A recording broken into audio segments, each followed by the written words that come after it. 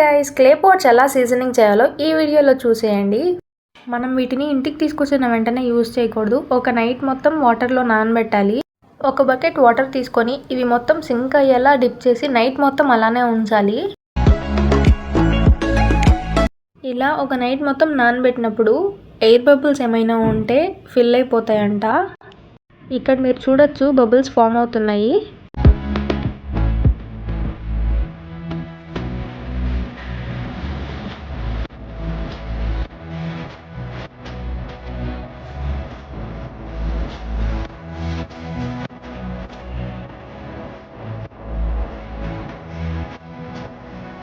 Next day morning వీటిని బయటికి తీసి ఎండలో ఒక డే మొత్తం ఆరబెట్టాలి.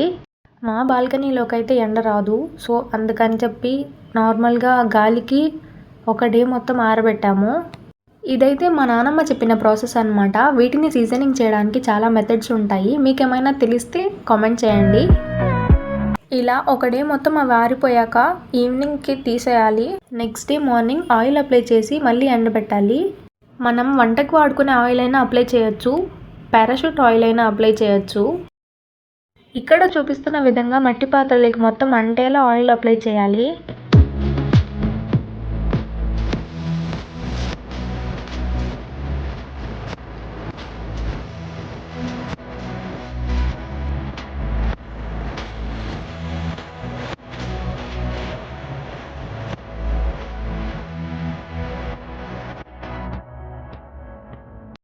ఈవినింగ్కి ఆయిల్ మొత్తం వాటికి అబ్జర్వ్ అయిపోతుంది. అవి తీసేసి ఆ రోజు ఈవినింగ్ లేదా నెక్స్ట్ డే మార్నింగ్ అన్నం వండినప్పుడు వంపేసిన గంజి హాఫ్ క్వాంటిటీ తీసుకోవాలి.